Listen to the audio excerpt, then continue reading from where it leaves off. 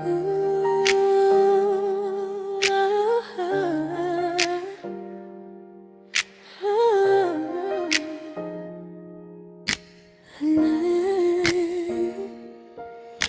mga salitang minsan nakasakit,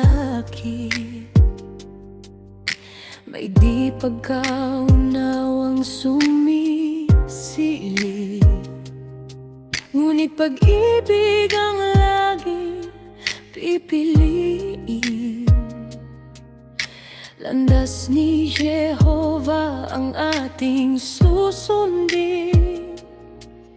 Alam niyang tayo'y mahina kung minsan, ngunit pag-ibig niya'y di nagkukulang.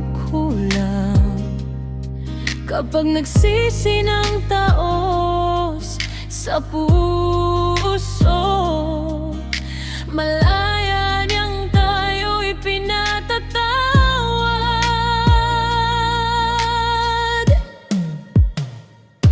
Malayang magpatawad, gaya yan ni Jehovah.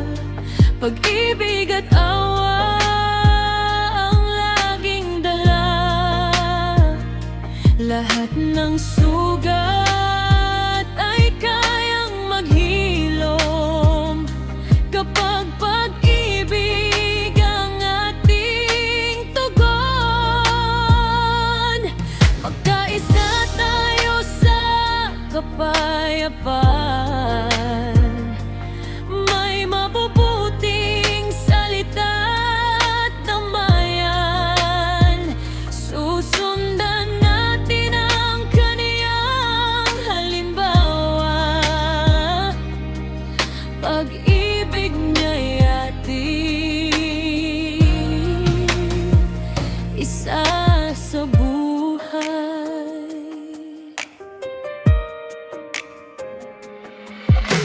Ang di pagkakaunawa'y lilipas din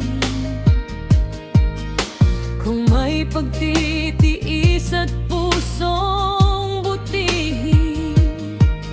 Makinig muna bago humusga at muling patibayin ang pagsasama. Isang ngiti at salitang magiliw,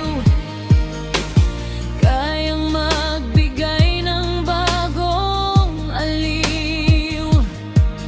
Kung paanong si Kristo'y nagpatawad, gayon din tayo'y maging mahabagin.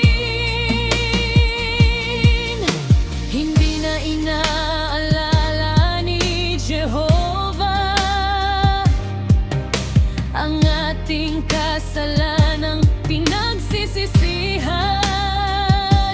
Kaya't ang awa niya ang ating tanglaw upang manatiling payapa ang bayan. Malayang magpatawad, huwag manghinawa. Pag-ibig ang laging mananaig pa. Magkahawag kamay